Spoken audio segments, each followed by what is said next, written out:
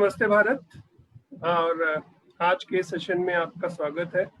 ये हमारी सीरीज का 8वां सेशन है और मैं आप सबको प्रणाम करता हूँ। नमस्कार, वड़क्कम, सत श्री अकाल, सलाम। और जितने भी लोग इस सेशन को देख रहे हैं जो सोशल मीडिया के माध्यम से, मैं आप सबका भी इस सेशन में स्वागत करता हूँ। आज के हमारे विशेष गेस्ट हैं हमारे राष्ट्रपिता महात्मा गांधी की कर्मस्थली गुजरात से, और कर्मस्थली और जन्मस्थली गुजरात से, और श्री विजेश पारेख जी जो कि अहमदाबाद से हैं और एक रिन्यूड एजुकेटर हैं और क्रिएटिव एजुकेटर हैं, जिन्होंने शिक्षा को एक क्लासरूम से निकालकर क्लासरूम के साथ साथ क्लासरूम के बाहर एक लैब में भी आगे लेकर जा रहे हैं, जो कि बच्चों में एक इनोवेटिव प्रैक्टिसेस की तरफ लेकर जाते हैं ताकि बच्चे अपने खुद के कुछ इनोवेशंस कर सकें, कुछ क्रिएशंस कर सकें। और डिफरेंट स्केल्स पे सर ने काम किया है, तो हम सर के थ्रू ही जानेंगे। तो आज के सेशन हमारा जो मैं डिस्कशन सर के साथ करने वाला हूँ, जो बातचीत करने वाला हूँ, उसका उद्देश्य जो है वो ये है कि आज हमारे बच्चे ऑनलाइन क्लासेस ले रहे हैं। टीचर्स बहुत मेहनत कर रहे हैं। हम कहते हैं कि टीचर्स बहुत मेहनत कर रहे हैं, लेकिन सच बात तो ये है कि बच्चे भी उतनी ही मेहनत कर रहे हैं। और टीचर्स और बच्चों के बीच में ये जो समन्वय है, उसमें ये बहुत ज़रूरी है कि दोनों ही अपनी अपनी सेहत का ध्यान रखें, खास तौर पर बच्चे, क्योंकि टीचर्स तो फिर भी एक ब्रेक के बाद दूसरी क्लास या एक पीरियड के बाद क्लासेस में नहीं जाते हैं, लेकिन बच्चों को अलग अलग सब्जेक्ट्स की अलग अलग कक्षाओं को लेना होता है। और बच्चे ऑब्वियसली जाहिर सी बात है कि एक छोटी उम्र है, कच्ची उम्र तो नहीं कहूँगा, छोटी उम्र है, तो उनकी सेहत का ध्यान रखना भी हम सबकी जिम्मेदारी बनती है। तो आज का उद्देश्य है कि जो ऑनलाइन क्लासेस हैं उसके बाद बच्चे क्या प्रोडक्टिव शेड्यूलिंग करें ताकि अपने उस समय का वो भरपूर सदुपयोग कर पाएं। तो इसी उद्देश्य के साथ आज के सेशन की शुरुआत करता हूं, और मैं वापस से ब्रिजेश जी आपका स्वागत करता हूं। और मैं धन्यवाद। कि आज के सेशन में हमारे जो बच्चे हमें देखेंगे वो इस जो अभिभावक इसे देखेंगे वो अपने बच्चों के लिए स्केड्यूलिंग पर जो हम आज डिस्कस करने वाले हैं उसका फायदा उठा पाएंगे। तो सर, सबसे पहले तो विजेश जी, मैं आप ही के माध्यम से जानना चाहूंगा, और मैं सभी के लिए की तरफ से मैं आपसे पूछना चाहूंगा कि कृपया आप अपने बारे में कुछ बताएं, और ताकि बच्चों को भी उसका फायदा मिले और हम सब जान पाएं कि हम जिनसे बात कर रहे हैं वो उनकी शख्सियत और उनका जो इनोवेशन है वो कहाँ तक है। सर। Thank you sir. पहले तो सर धन्यवाद आपको भी, क्योंकि आपने मुझे बुलाया अपने टॉक में, और मेरे पास जो भी व्यूज है मेरे एजुकेशन फील्ड के, एनवायरमेंट फील्ड के, उसको हम शेयर करेंगे आज। डेफिनेटली आज का टॉपिक जो आपने लिया है बहुत सही है, क्योंकि आजकल बच्चे ऑनलाइन पढ़ने के बाद क्या करना है और कैसे उसको रिवाइज करना है वो भी बहुत बड़ी डिफिकल्टीज है। तो हम उसके बारे में जानेंगे। और आपने जो पहला प्रश्न पूछा कि हु एम आई, तो मैं ऐसा मानता हूँ मेरे माता पिता ने मुझे यहाँ पे जन्म दिया है। मैं ऐसा ही मानता हूँ, मेरे स्टूडेंट्स को भी यही कहता हूँ कि I am because of my parents here and God has given us a birth as a teacher. तो मैं एक passionate educator as well as passionate environmentalist हूँ। मेरी शुरुआत करूँ तो मेरा जन्म जहाँ पे बीजेपी की शुरुआत हुई थी, रायपुर, अहमदाबाद में रायपुर करके प्लेस है, तो वहाँ पे जन्म हुआ मेरा। मैंने प्राइमरी शिक्षण वहाँ पे लिया रायपुर में। बाद में we shifted to Maninagar area, वहाँ पे मैंने 12th साइंस किया।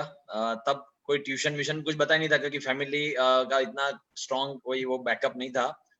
बट फिर भी पेरेंट्स का एक मोटिवेशन था, फाइनेंशियली बैकअप नहीं था, बट मोटिवेशन इतना जबरदस्त था कि कुछ बनना है लाइफ में, कुछ तो करना ही है। और बाद में जब मैंने बीएससी ज्वाइन किया, तब से मेरा लाइफ टर्न आया, क्योंकि मैंने बीएससी के साथ एनसीसी ज्वाइन किया, और एनसीसी नेवल, तो स्विमिंग भी सीखा और एनसीसी के तौर तरीके सीखे, एक डिसिप्लिन लाइफ बन गई। और वहां से ही मेरा कॉन्फिडेंस लेवल काफी बढ़ा। और बाद में साथ में मैं ट्यूशन कराने लगा, क्योंकि एनसीसी ने सिखाया था कि अर्न व्हाइल यू लर्न। तो ये बहुत अच्छा कॉन्सेप्ट था। और मैंने मतलब तब पेपर चेकिंग करना शुरू किया था कि बच्चे के जो 10th 12th के जो ट्यूशन क्लासेस होते हैं वहाँ पे। और उसके साथ दूसरा वेकेशंस में मैंने सर्वे करने शुरू किए, जो सेंसस होते थे। तब ORG मार्क करके कंपनी थी, अभी तो AC नेल्सन ORG मार्क हो गई, जो इंडिया टुडे ने ले ली है। तो मैं वैकेशंस में 2-2 महीने 1-1 महीना उनके सर्विस करता था। तो मतलब वही अर्न वैल्यू लर्न कॉन्सेप्ट से ही मैं सेल्फ रिलायंट बना था और मेरी सारी फीस उससे भरता था और पढ़ता ही गया। फिर एमएससी किया, तो एमएससी से मैंने फिर शुरू किया मेरा केमिस्ट्री को पढ़ाना, मेरा केमिस्ट्री में ज्यादा इंटरेस्ट था। और फिर एमएससी कैसे लगा कि नहीं भाई घर भी चल रहा है और सब अच्छा है, तो पीएचडी भी कर लिया।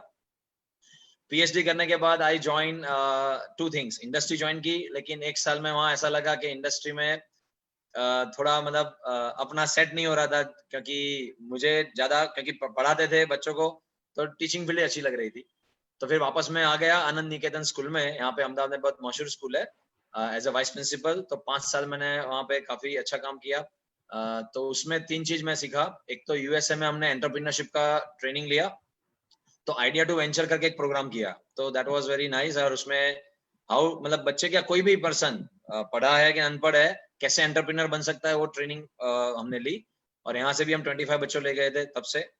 तो एक हमारा स्कूल का कॉन्सेप्ट था यंग एंटरप्रेन्योर स्कूल, तो उस पर वर्क किया। साथ साथ में मुझे साइंस में पहले से इंटरेस्ट था, तो हमने जूनियर लैब्स बनाई। तो मतलब 6, 7, 8 के बच्चे कभी क्लासरूम में साइंस पढ़ते ही नहीं थे, they went to junior lab and they study that. तो उसका भी पूरा रिसोर्स इकट्ठा करके हमने वो मेहनत करके बनाया। तब आई थिंक नया नया जो स्मार्ट क्लास का कॉन्सेप्ट आया था, तो ऑलमोस्ट वो भी एक ट्रेनिंग ली। उसके बाद I got a chance as a principal in Nauka public school. वहाँ पे भी मैंने 5 साल वर्क किया और वहाँ पे अटल टिंकरिंग लैब स्टार्ट करवाई, मेंटर ऑफ चेंज बना अटल इनोवेशन मिशन में। फिर उसके साथ Harvard extension student environment club है, तो I become luminary leader there. और अभी लास्ट ईयर ही मैं 100 करके फिनलैंड का बहुत बड़ा ऑर्गेनाइजेशन है, उसमें मैं एम्बेसडर हूँ। यूनाइटेड नेशन के साथ कनेक्शन है। फिर हम जो मिले IUEF international union of education fraternity, उसमें मैं मेंबर हूँ। Private school and children welfare association है हमारा, उसमें मैं अहमदाबाद का प्रेसिडेंट हूँ। इसके अलावा गुजरात साइंस एकेडमी है, यहाँ गुजरात की बहुत बड़ी एसोसिएशन है, उसमें मैं मेंबर हूँ। और अभी लास्ट वीक ही हम I just become editorial board member, तो हमने एक न्यूज़लेटर शुरू किया है, तो वो भी है। और एक्टाई करके एक इंडस्ट्रियल एसोसिएशन है, मैं उसका वाइस प्रेसिडेंट हूँ। तो मेरा टारगेट यही है कि अभी जो एजुकेशन गैप है, कि मतलब जो बच्चे पढ़ के बाहर निकलते हैं तो इंडस्ट्री में काम नहीं आते, तो प्रोजेक्ट बेस्ड लर्निंग मेरा कॉन्सेप्ट है। तो स्कूल एजुकेशन में एंटरप्रेन्योरशिप का इन्वॉल्वमेंट प्लस इनोवेशन का इन्वॉल्वमेंट, और यूनिवर्सिटीज में कॉलेज के बच्चों को ऐसी कौन सी स्किल डेवलप करे कि जो सीधी इंडस्ट्री में काम आ पाए, तो वो प्रोजेक्ट बेस्ड लर्निंग से ही होती है और प्रॉब्लम सॉल्विंग स्किल से। तो उस पर काम चल रहा है। तो इसलिए मैंने फिर स्कूल छोड़ के, क्योंकि स्कूल में बहुत सारी रिस्पॉन्सिबिलिटी थी, तो स्कूल छोड़ के मैंने अपना एक वो बनाया है, एक एनवायरमेंट के लिए वॉइस ऑफ द अर्थ और एजुकेशन के लिए लैब ऑफ अपॉर्चुनिटी, नाम ही ऐसा रखा है कि it's for the opportunity for anyone, right. तो बस इतनी सी है, और लाइफ में इतना एक गोल रखा है कि मेरे पास जो भी स्टूडेंट्स आए मैं उसकी लाइफ चेंज कर दूं, बस एक ही ये गोल है। और ईश्वर से यही प्रार्थना रहती है कि मेरे पास जो भी आए, मैं मेरे पास जितना भी है सब कुछ दे दूं, एंड बस ऐसे ही आगे बढ़े। सो थैंक यू वेरी तो मच मैं फॉर समझ कॉलिंग सकता मी। हूँ कि जो हमारा जब हम बात करते हैं कि बच्चों में स्किल डेवलपमेंट पे आना चाहिए, और स्किल पे आपने काफी सारा काम किया है और आप चाह रहे हो कि बच्चे एंटरप्रेन्योरशिप की तरफ भी बढ़े, राइट।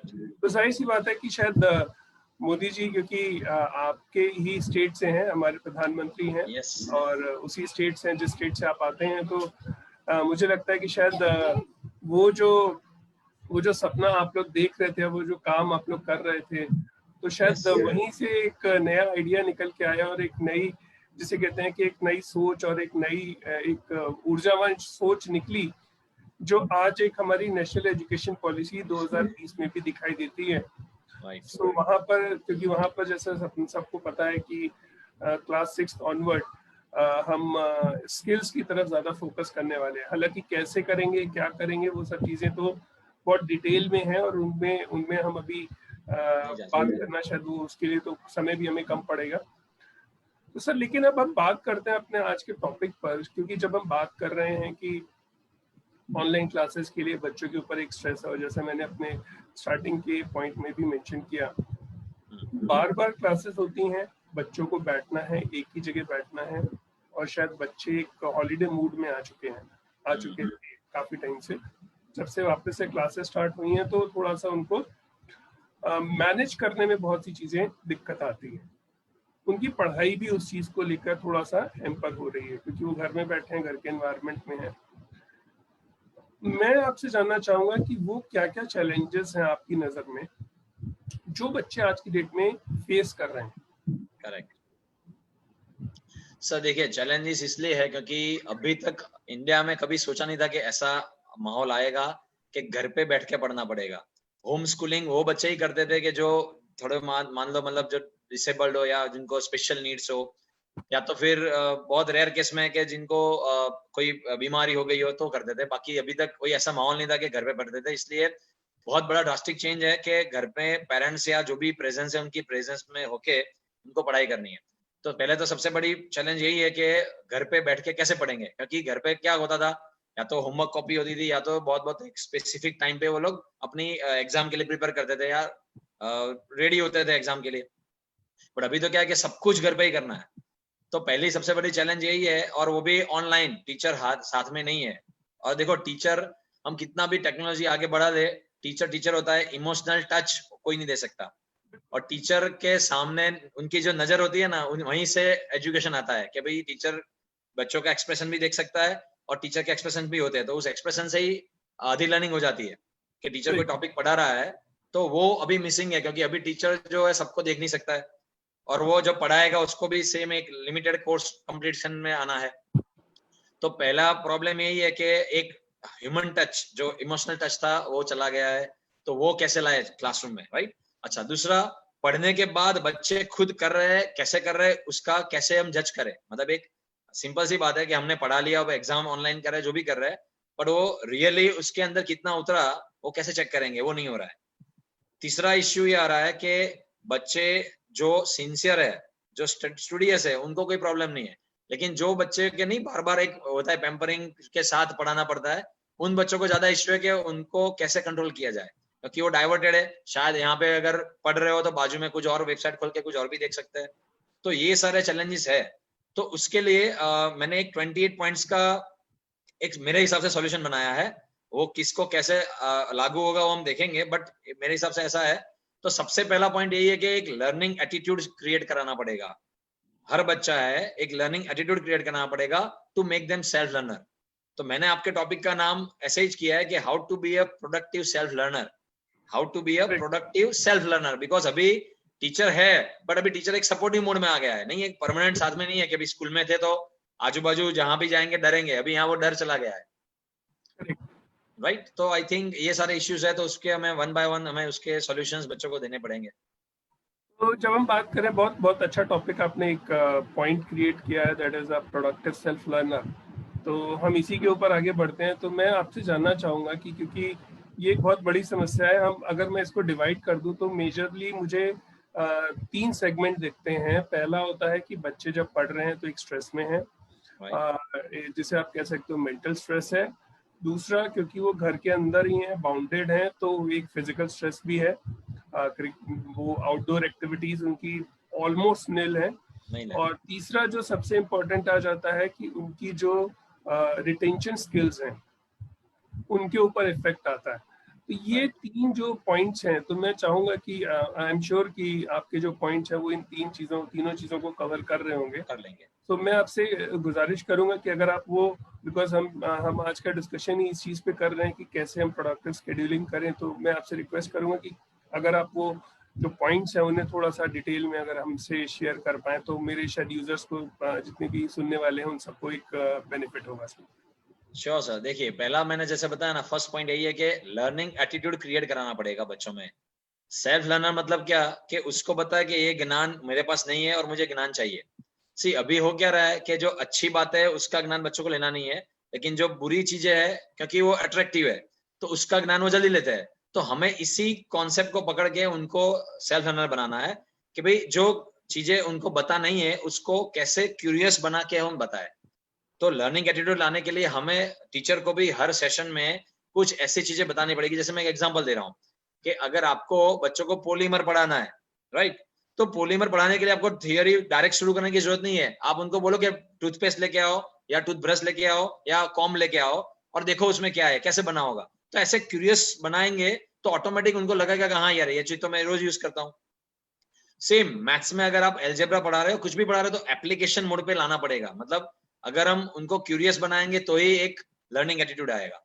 और जो आप बोल रहे हो ना सबसे पहला पॉइंट कि वो क्यों स्ट्रेस में है, क्योंकि एक सीधा बस वो कोर्स ही कंप्लीट कर रहा है कि भाई चलो ये चैप्टर शुरू हुआ, उसके ये टॉपिक है, खत्म हो गया, बट उसका लाइफ में यूज क्या है, उसका लाइफ में कनेक्शन क्या है।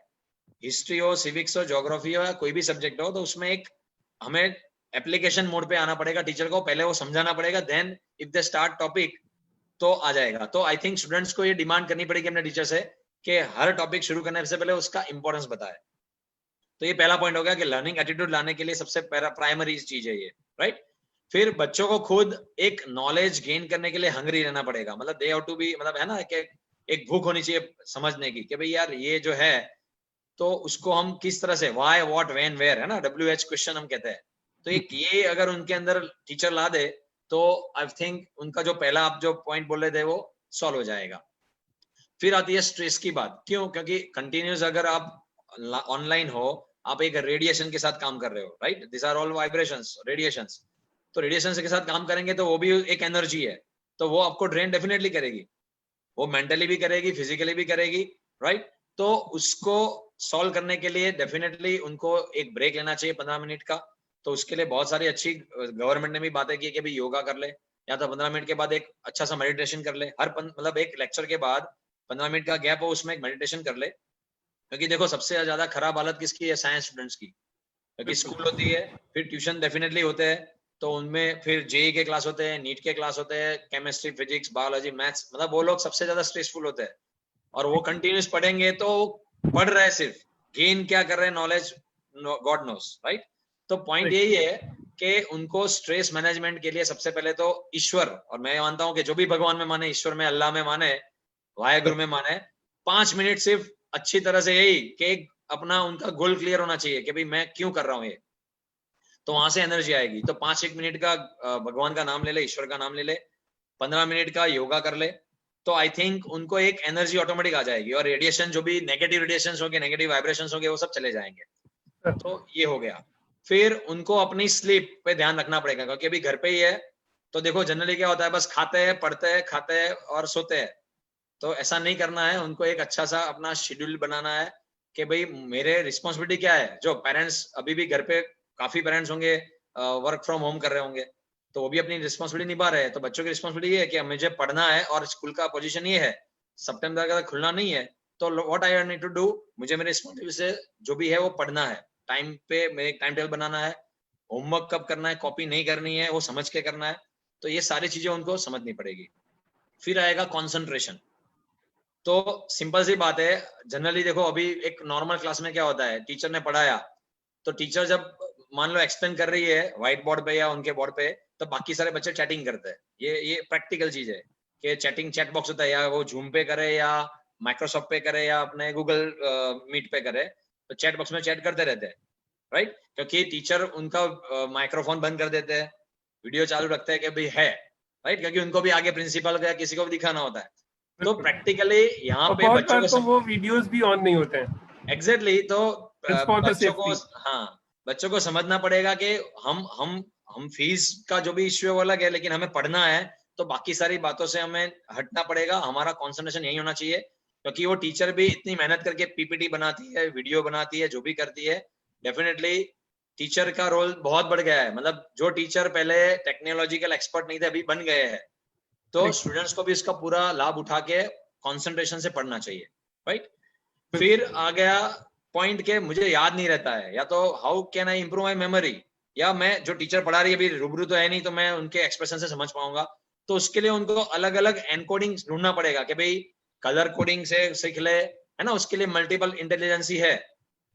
They have to find that कि या मैं वर्ड स्मार्ट हूँ, नंबर स्मार्ट हूँ, म्यूजिक स्मार्ट हूँ, क्या हूँ। तो उसके हिसाब से या तो मतलब बड़ी स्मार्ट, मतलब दूसरे से समझना है, या मैं सिर्फ वर्ड्स बना लूं, या मैथमेटिकली नंबर बना के काम करूं। तो मैंने उसके लिए भी थोड़ा काम किया है। ये आपने बहुत वैलिड पॉइंट लिया है सर। और मैं चाहूंगा अगर इस पर्टिकुलर पॉइंट को आप थोड़ा सा अगर आप एक्सप्लेन करें कि ये जो हमारी मेमोरी रिटेंशन के लिए जो आपने डिफरेंट पॉइंट्स, ये बहुत इंटरेस्टिंग है। कि वो बॉडी स्मार्ट है या म्यूजिक स्मार्ट है या कलर कोडिंग Word से smart वो है, चीजों yes, को रिटेन कर पाता है, रिटेंशन रख पाता है। तो थोड़ा सा अगर आप इस पे फोकस करें तो sure. ये हम फिर आगे बढ़ते हैं सर इस पॉइंट के ऊपर। बट इसके ऊपर अगर आप थोड़ा सा फोकस करें तो मुझे लगता है कि ज्यादा प्रोडक्टिव होगा चीजें।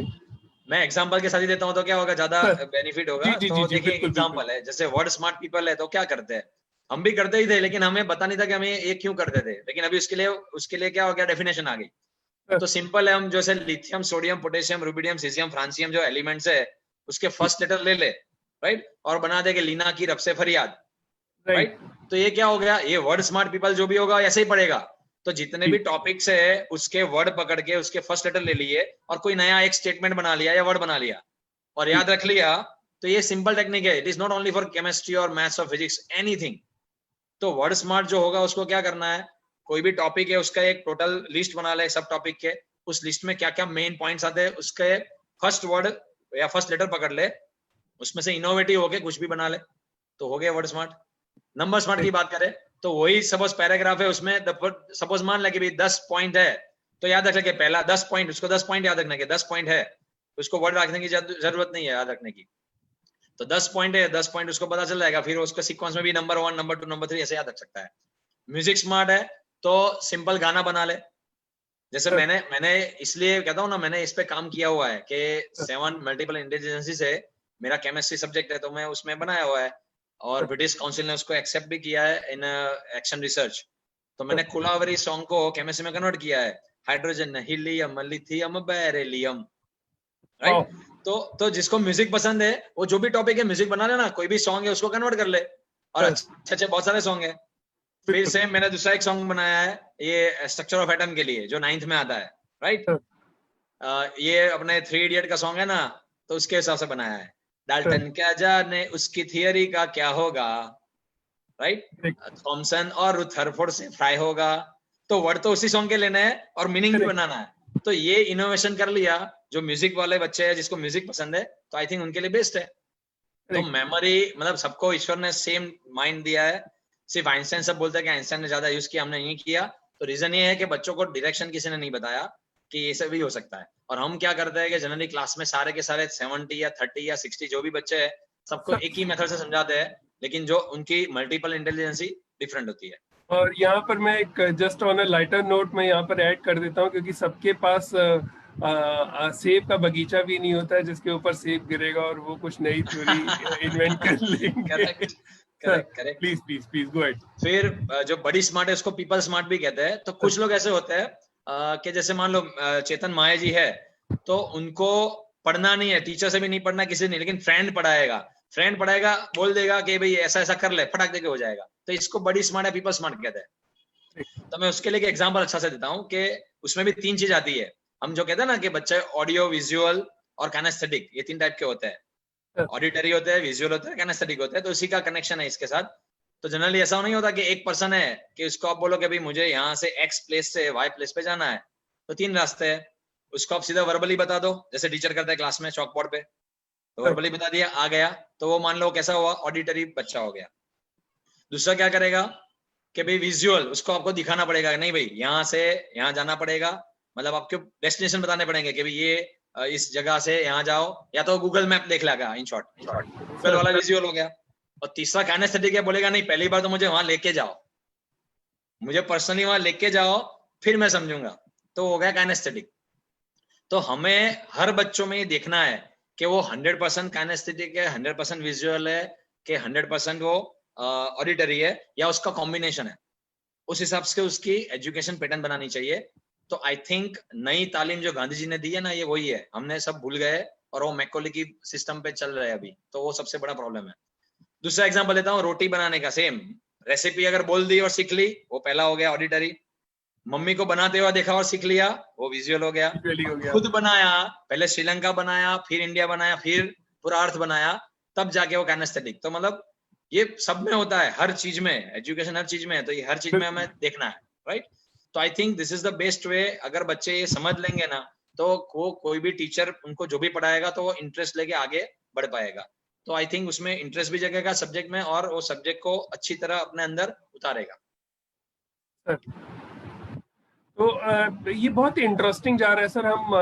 हमने कुछ चीज़ों पे बात करी कि कंसंट्रेशन ज़रूरी है, और वो अपने खुद के स्किल्स को भी आइडेंटिफाई करे कि वो रिटेंशन के लिए क्या क्या किस लेवल पर वो किस कैटेगरी में आता है। तो सर ये चीज़ें भी हमने आइडेंटिफाई कर ली, स्ट्रेस को हमने आइडेंटिफाई कर लिया कि स्ट्रेस को कैसे लाइटर तरीके से हम चीज़ों को हैंडल कर सकते हैं। तो अब अगर हम बात करते हैं कि उनकी जो फिजिकल अपीयरेंस है वहाँ पर आकर कुछ चीज़ें आकर रुक जाती हैं कि वो फिजिकली, क्योंकि वो एक ही जगह पर बैठे हैं। सो व्हाट यू सजेस्ट कि बच्चों को क्या आई एक्सरसाइज पे फोकस करना चाहिए, शोल्डर एक्सरसाइजेस पे फोकस करना चाहिए? बिकॉज मैं ये मानता हूँ कि बहुत से लोग बच्चे क्या करते हैं कि आज तो ऐसे भी आज एक ऐसा दिन है जिस दिन मैं फिजिकल एक्सरसाइज की बात कर रहा हूँ।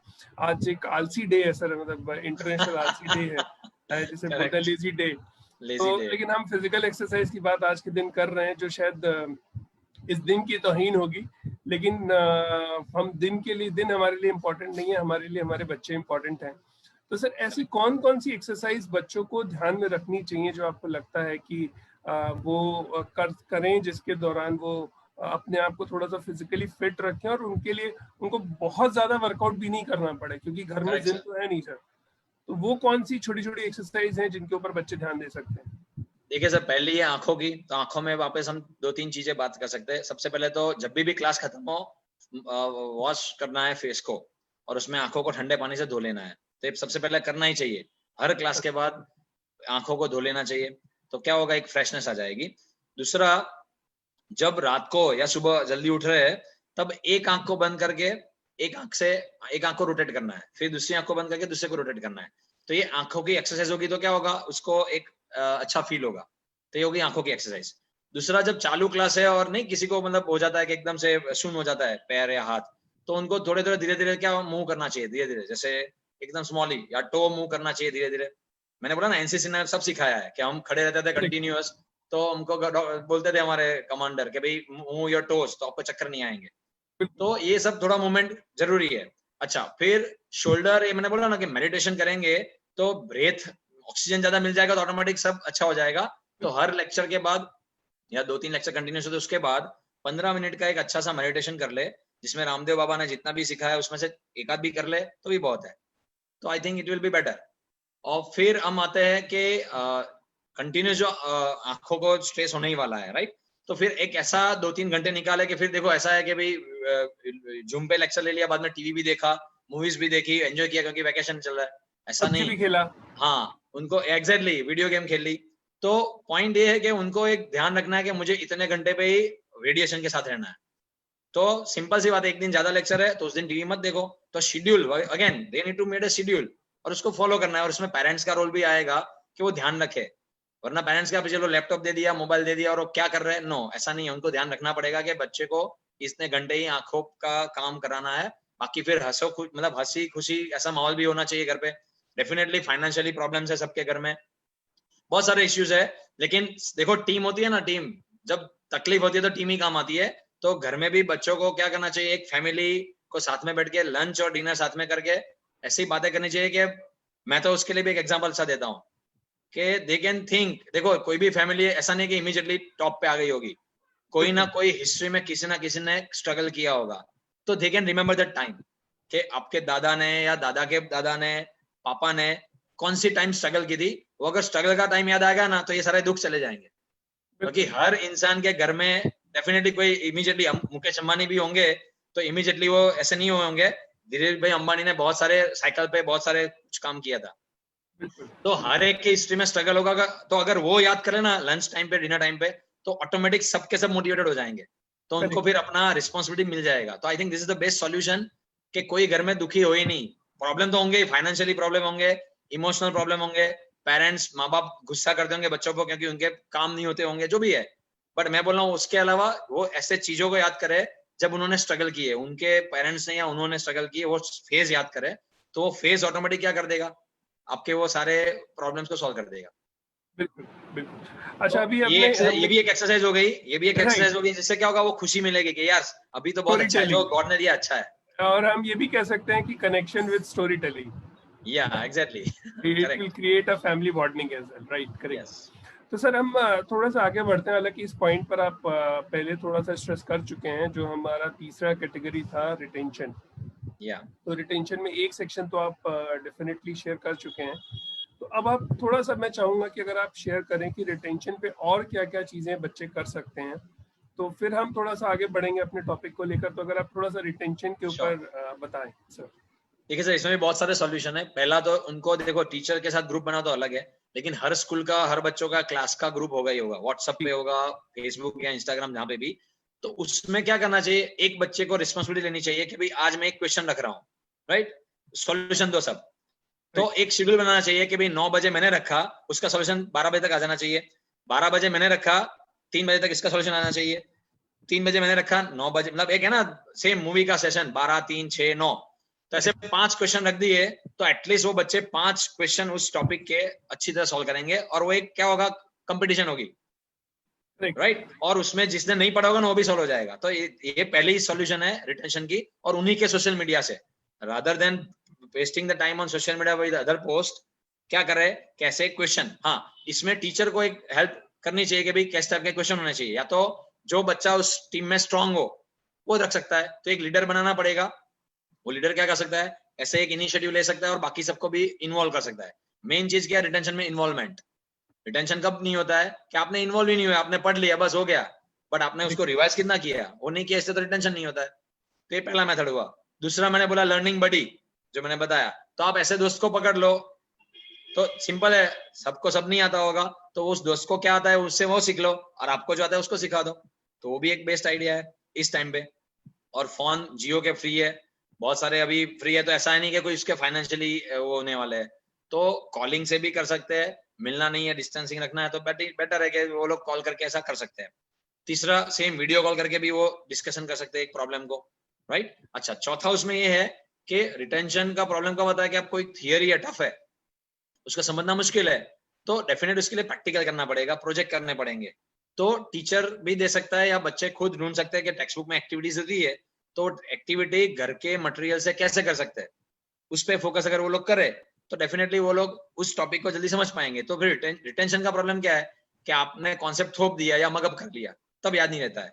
बाकी अगर मैंने अभी रोटी की बात की, जिस बच्ची ने रोटी खुद बनाई होगी, पहले अगर अलग शेप की बनी होगी, तो उसको डेफिनेटली बताया कि मुझे क्या करना है, राइट। तो रिटेंशन के लिए सबसे बेस्ट ये 4 रास्ते हैं, या तो दोस्तों से सीखो, या पूरा ग्रुप बना के सीखो, ग्रुप लर्निंग कहते हैं इसको, या फिर आप उसका एक प्रोजेक्ट दे दो, या उसको एक्टिविटी करो, और या तो फिर सीधे आ जाओ क्वेश्चनिंग पे, एक कि भाई क्यों क्यों क्यों क्यों ऐसा हो रहा है, क्या किया था, क्यों हुआ था। तो अगर वो WH पे आ जाएंगे, तो भी शायद उसके सॉल्यूशन ढूंढेंगे 1 बाय 1, तो सॉल्यूशन मिल जाएगा। तो रिटेंशन, लेकिन हाँ, उसके लिए सेम लर्निंग एटीट्यूड पहले चाहिए। और यहाँ पे अगेन पेरेंट्स का रोल आएगा कि पेरेंट्स को देखना है कि मेरा बच्चा रियली कर क्या रहा है। सिर्फ पढ़ाई हो रही है, मतलब स्कूल और स्टूडेंट में पढ़ाई हो रही है सिर्फ, कि वो सही में नॉलेज गेन कर रहा है, कि उसके जो एज के हिसाब से जो भी पढ़ रहा है उसको काम आ रहा है, और वो आगे बढ़ रहा है कि नहीं, वो एक पेरेंट्स को देखना पड़ेगा। करेक्ट। अब हम बात करते हैं, अभी हमने तो एकेडमिक्स को लेकर काफ़ी सारी बातें करी हैं, और काफ़ी सारे टिप्स आपकी तरफ से, वैल्यूएबल टिप्स आए हैं, जो productive tips, I am sure बच्चों को उसका बहुत फ़ायदा होगा।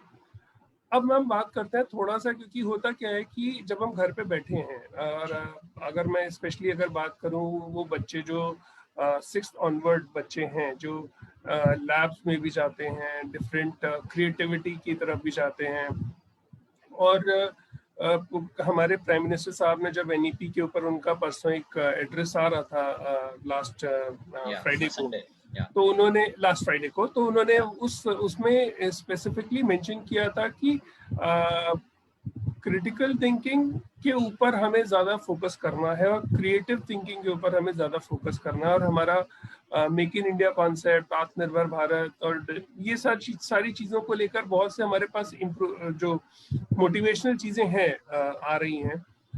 ऐसी सिचुएशन में जब बच्चों के पास लैब्स की फैसिलिटी नहीं है जहाँ पर वो कुछ इन्वेंशंस कर सकें, तो मैं जानना चाहूँगा आपसे पहली कुछ टिप्स कि वो अपने आप को कैसे क्रिटिकल थिंकिंग और क्रिएटिव थिंकिंग के ऊपर जोड़ सकते हैं, और दूसरा, क्या वो घर में अवेलेबल चीज़ों से सेफ इन्वायरमेंट के अंदर कुछ इनोवेशंस की प्रैक्टिस कर सकते हैं क्या? यस सर, देखो क्योंकि मैं मानता हूँ साइंस इज एवरीवेयर, सब मानते हैं ना कि साइंस क्या, सारा सब कुछ आसपास ही है। तो घर में स्कूल बनी सकती है, हाँ, बस हमारी कहता हूँ ना नजर, मतलब अप्रोच, हमारा ऑब्जर्वेशन वो इम्पोर्टेंट है। तो मैं पहले एग्जांपल देता हूँ कि kitchen is the best lab, but वो किसके लिए कि भाई केमिस्ट्री पढ़ना है या थोड़ा बहुत फिजिक्स पढ़ना है, जैसे प्रेशर की बात आएगी तो प्रेशर कुकर है, तो वो है ही। बट हाँ, पेरेंट्स क्या होंगे कि बच्चों को करने नहीं देंगे, तो डेफिनेटली पेरेंट्स की प्रेजेंस में या तो बड़े भाई बहन की प्रेजेंस में कुछ काम कर सकते हैं, मैं एग्जांपल दूंगा अभी। दूसरी बात है कि मैथ्स है या फिजिक्स है या हिस्ट्री सिविक्स ज्योग्राफी है, उसके भी हम सब कुछ कर सकते हैं। देखो कैसे, let us take one by one example. पहले मैं बात करता हूँ फिजिक्स और मैथ्स की। तो उसमें बच्चे एरोप्लेन अपने सब बनाते थे पेपर से, राइट। अब उसमें हमारा कॉन्सेप्ट क्या था, सिर्फ बनाओ एंजॉय करो बस। लेकिन अगर उसमें हम एजुकेशन डाल देंगे तो ऑटोमेटिक उसमें काफी सारे कॉन्सेप्ट पढ़ पाएंगे। तो करना क्या है, तो एरोप्लेन आपको अलग अलग टाइप के बनाने हैं। कैसे बनाओगे, तो एक एरोप्लेन ऐसा बनना चाहिए जो सबसे लंबा जाए, एक एरोप्लेन ऐसा बनाना है सबसे ऊपर जाए, एक एरोप्लेन ऐसा बनाना है जो पैराबोलिक जाए, राइट। तो ऐसी चैलेंज देनी है। तो चैलेंज देंगे तो क्या होगा, वो बनाने में पूरा दिन भी जा सकता है, लेकिन वो बनाते वक्त फिर क्या करना है, उसको बोल तू ऑब्जर्वेशन लिख, कितनी बार फेल हुआ। क्योंकि देखो मोदी जी ने भी ये माना है और हम सब मानते हैं कि अभी तक, और काफी मूवीज में सुशांत सिंह जी ने भी बताया ना कि हम फेलियर को एक्सेप्ट करना ही नहीं सिखाया हमने। लेकिन ये टेक्निक ऐसी है कि they are accepting the failure. तो लिखे कि भाई मैंने पहली बार किया इतना ही गया, दूसरी बार किया तो लास्ट में सक्सेस आई, तो कितनी बार किया तब सक्सेस आई, तो फेलियर एक्सेप्ट किया ना, तो फेलियर भी एक्सेप्टेंस हो रहा है। अच्छा, दूसरा आपने उसमें लेंथ क्या ली, डायमीटर क्या रखा, जो भी उसमें मैथमेटिकल पैरामीटर्स आए वो क्या रखे। अच्छा, फिर चेक करो कि आपने एरोप्लेन को, एरो जो बनाया उसमें क्या हुआ तो वो जल्दी जा पाया आगे। तो उसमें एयर का मतलब जो भी कहते हैं ना कोलिजन बोले या जो भी थियरी आ जाएगी कि भाई एयर को फाइट करना है तो सामने से उसको एरो ज्यादा बड़ा बनाना पड़ेगा। तो ये सारा कॉन्सेप्ट एरोप्लेन से ही आ जाएगा। अच्छा, अभी कौन कराएगा, तो सिंपल, इसमें 6th स्टैंडर्ड से लेके पापा मम्मी भी इनरोल हो सकते हैं, क्योंकि सबके अंदर बच्चा तो है ही। तो एक फ्री टाइम निकाल है, उसमें ऐसा एक प्रोजेक्ट दे दे कि भाई एरोप्लेन बनाना है सुबह से शाम तक, लेकिन उसमें तुझे सारा फिजिक्स और मैथ्स के इतने इतने टॉपिक आ जाने चाहिए, और उसमें तुम इन्वॉल्वमेंट ले लो और रिपोर्ट बनाओ। देखो अभी हम करते हैं क्या, खेलते हैं, उसके अंदर एजुकेशन का नहीं देखते हैं। पर अगर हम ये देख ले कि तू लिख कितनी बार फेल हुआ, फिर नोट डाउन कर उसमें क्या करना है, फिर उसमें देख सक्सेस कब गया, तो ये हम क्या सिखा रहे हैं, उसको पढ़ाने की तरीका सिखा रहे हैं। हम पढ़ा नहीं रहे, कैसे पढ़ते हैं ना वो सिखा रहे, कि पढ़ते वक्त फेल भी होंगे, डरना नहीं है, हमें मेहनत करनी है, हमें आगे ट्रायल करना है, तो ये ऑटोमेटिक सीख जाएगा। ये एरोप्लेन की बात है। दूसरी हम बात करें उसी एरोप्लेन से, बलून ले ले, बलून तो होता ही है घर में, राइट। तो उसी एरोप्लेन में ऐसा तो क्या करे कि वो बलून को फोड़ सकता है। चलो, तो ये आ गया क्रिटिकल थिंकिंग। मैं ऐसा बोल रहा हूँ कि एरोप्लेन में ऐसा तो क्या करे कि वो बलून फोड़ पाए, बोलो तो क्या करेंगे। तो ये क्या हो गया, क्रिटिकल थिंकिंग हो गया। तो उसमें वो सोचेगा और उसमें घर पे से मटेरियल ही निकालना है। तो आंसर दोगे तो ये अभी जो पढ़ाई चल रही है वही है कि आप सीधा बोल रहे हो कि ऐसा ही करना है, नहीं, उसको सोचने दो वो क्या चीज लाता है और किससे करता है, और सेम उसमें भी ट्रायल दो। तो इसमें क्रिटिकल थिंकिंग भी आ गया, क्रिएटिविटी भी आ गई, इनोवेशन भी आ गया, राइट। तो ये एक बात होगी सिंपल फिजिक्स मैथ्स की। अगर आप हिस्ट्री की बात करो तो मैंने अभी बताया वही एग्जाम्पल है। उसको बोलो कि तुम्हारे दादा दादी उसके पापा मम्मी ने क्या किया था, किसी को नहीं पता है। आज लोगों को हिस्ट्री क्यों पसंद नहीं है, क्योंकि उन्होंने कभी नहीं सोचा कि अपनी खुद की हिस्ट्री क्या है, राइट। क्यों, क्योंकि उन्होंने जाना ही नहीं है। अगर जान लेंगे ना तो इंपॉर्टेंस बढ़ेगी कि यस, एक प्राउड फील होगा, क्योंकि जो भी पर्सन जहां सिचुएशन में, हाँ कहीं ऐसा भी हो सकता है कि रिवर्स भी गया होगा कि भी पहले बहुत अच्छा था अभी बुरा है, तो भी एक नॉलेज मिलेगा। हिस्ट्री वही तो सिखाती है वो कि भी अच्छा एक मोटिवेशन है सर कि अगर हमारे पास पहले अच्छा था और अभी हम हैं, कोई भी एग्जैक्टली सिचुएशन है, बैड सिचुएशन है जिसको हम फेस कर एग्जैक्टली, रहे हैं। मतलब दोनों सिचुएशन एनालाइज करनी है, और वही तो हिस्ट्री सिखाता है कि अकबर ने जो किया था अच्छा किया था बुरा किया था, सिंपल सी बात है। तो हिस्ट्री में खुद की हिस्ट्री सीखना शुरू करे तो उनको ऑटोमेटिक टीचर पढ़ा रहा है उस हिस्ट्री में इंटरेस्ट आने लगेगा। ज्योग्राफी में क्या करे, वो ये सर्वे कर सकते हैं कि कोरोना जो वो टीवी में आता है, तो कोरोना पे प्रोजेक्ट बना सकते हैं सिंपल, के भाई कहाँ क्या पोजीशन है, क्या हो रहा है। रोज पेपर्स में, न्यूज़पेपर में रिपोर्ट आते हैं, एक ग्राफ आता है, तो ग्राफिकल मेथड डायरेक्ट बुक में पढ़ने की जरूरत नहीं है, उसी ग्राफ को पढ़ ले, बार चार्ट जो आता है उसी को पढ़ ले, तो आराम से वो अब खुद का रिपोर्ट बना सकता है। तो घर में सब कुछ है। अच्छा, अभी आ जाए हम थोड़े बहुत केमिस्ट्री वाली पार्ट पे या लैंग्वेज पे। तो लैंग्वेज कहाँ आएगी, वो जो भी बना है, एक बार बोलो गुजराती में लिखे या हिंदी में लिखे या अपनी रीजनल लैंग्वेज में लिखे, एक बार इंग्लिश में लिखे, तो ऑटोमेटिक लैंग्वेज तो आ ही रही है। लैब और केमिस्ट्री या उसमें कुछ करना है तो सिंपल सी बात है, घर पे इतने सारे फूड है, उस फूड में क्या क्या केमिकल्स आते हैं वो सर्च करे, किसी को पूछे, फिर प्रेशर कुकर कैसे काम करता है, राइट। कुछ चीजें हम मतलब जो पान में बनाते हैं, कुछ चीजें कुकर में बनाते हैं, कुछ चीज खुली बनाते हैं, टेम्परेचर कितना रखते हैं, उसको ठंडा करते हैं, कभी फ्रिज में रखते हैं, तो क्यों ऐसा सब है, पूरा केमिस्ट्री है। तो मतलब घर में सब कुछ है, हाँ बस वही है कि एक हमें उनका वो ओपननेस लानी है कि भाई कैसे करना है, राइट। तो आई थिंक ये बहुत कुछ इजी चीज है, लेकिन अगर इंटरेस्ट के साथ अगर करा है तो हर बच्चा, मैं नहीं मानता कि नहीं पढ़ेगा, और इंडिया का हर बच्चा मैं टैलेंटेड ही मानता हूँ। मैंने कोई इंडियन के बच्चों को ऐसा नहीं देखा है कि उसके अंदर टैलेंट नहीं है, क्योंकि हमारे जो फोर फादर्स है वो लोगों ने जबरदस्त नॉलेज गेन किया और हमारे डीएनए में वही आ रहा है। बिल्कुल बिल्कुल। अब यहाँ पर आपने एक बहुत अच्छी बात बीच में रखी, लैंग्वेज। तो लैंग्वेज को लेकर अभी एक बड़ी इंटरेस्टिंग सी बात भी आ रही है कि अभी ये फोकस किया जा रहा है कि जो क्लास 5 तक की जो लर्निंग होगी उसे हम मदर टंग की तरफ फोकस करेंगे। तो मैं इसको थोड़ा सा क्रिएटिविटी की तरफ साथ जोड़ने की कोशिश कर रहा हूँ। आपको क्या लगता है कि अब तक के सेगमेंट में जो हमारी लर्निंग थी उससे क्रिएटिविटी, और अब जब हम मदर टंग में क्रिएटिविटी की तरफ जाएंगे की तरफ जा सकते हैं, तो इन दोनों में आपको कौन सी क्रिएटिविटी वैल्यूबल लगती है? क्या इफेक्ट आएगा उस क्रिएटिविटी के ऊपर, उस इनोवेशन के ऊपर, जो इन्वेंशंस जो हमारे बच्चे करते हैं? साइंस फेयर होते हैं, कुछ भी फेयर्स होते हैं, तो वहां पर बच्चे अपने अपने टैलेंट दिखाते हैं। तो आपको क्या लगता है कि जब हम मदर टंग में पढ़ेंगे तो बच्चों के इस क्रिएटिव थिंकिंग और क्रिटिकल थिंकिंग के ऊपर कितना इफेक्ट आएगा? सर देखिए, मैं बिलीव करता हूँ 5 मदर में, राइट। पूरी हमारी फाउंडेशन है, हमारी खुद की माँ, हमारी धरती माता, हमारी मदर लैंग्वेज मातृभाषा, फिर आएगा काऊ, राइट, गाय, और पांचवा आएगा रिवर। पूरे कोई भी दुनिया का कोई भी देश होगा, ये 5 चीजों पे ही होगा। वो जन्मा कब? मदर से। सबसे पहले क्या बोलेगा? Mother tongue. खाना पहले कहाँ से मिलेगा? अभी चलो हम सब खा रहे हैं, बाकी काऊ मतलब बराबर वहां से आया। आज रहता कहाँ है? सिविलाइजेशन कहाँ है? रिवर के पास, राइट। और हम है कहाँ? अर्थ पे। तो ये 5 मदर फाउंडेशन है, तो डेफिनेटली हम ये बहुत साल पहले डिसीजन लेना था। जी, ये डिसीजन बहुत साल पहले लेना था, लेकिन अच्छा है कि ले रहे हैं। और सी क्रिएटिविटी, आप देखना, आप भी कुछ क्रिएटिव सोचोगे, मदर लैंग्वेज में ही सोचोगे। आप कानपुर के हैं, आप कानपुर की मदर लैंग्वेज में ही आप क्रिएटिव चीजें सोचोगे, आप इंग्लिश में नहीं सोचोगे, भले आपको कितनी भी बेस इंग्लिश आती होगी, राइट। तो ये सर हमारा नेचुरल फोर्स है, गॉड ने गिफ्ट दिया है। तो डेफिनेटली अगर बच्चा 5th तक है और मदर लैंग्वेज में, मदर टंग में पढ़ रहा है, तो इतना प्रोडक्टिव काम कर पाएगा जो हम बिलीव नहीं कर पाएंगे। लेकिन बस डर एक ही है कि national education policy word to word follow हो, क्योंकि अभी तक का हमारा एक्सपीरियंस ऐसा है, पॉलिसी तो बहुत सारी बनी है, बट उसमें कितनी फॉलो हुई है, कितने स्टेट ने ऑपोजिशन किया है, कितने उसके चेंजेस आ गए हैं। तो मेरा तो कहना है कि बहुत अच्छी बनी है, बहुत मेहनत से बनी है, हम सब लोगों ने उसमें अपने व्यूज भी दिए हुए हैं। लेकिन बेटर है कि वर्ड टू वर्ड अगर फॉलो होगी तो इंडिया कहीं और ही होगा, और डेफिनेटली हम जो सोच रहे हैं वही होगा कि हम पहले जो थे वही बन जाएंगे। तो मदर टंग में मैं कहता हूँ ना, इंसान सोचता है मदर टंग में ही सोचता है, वो कि कोई भी हो, कितना भी बड़ा इंसान हो या छोटा हो, तो क्रिएटिविटी तो उसी में है, बिल्कुल, राइट। तो बेटर है कि वो आना ही चाहिए। और उसमें क्या होगा कि बच्चा इजीली कनेक्ट कर पाएगा।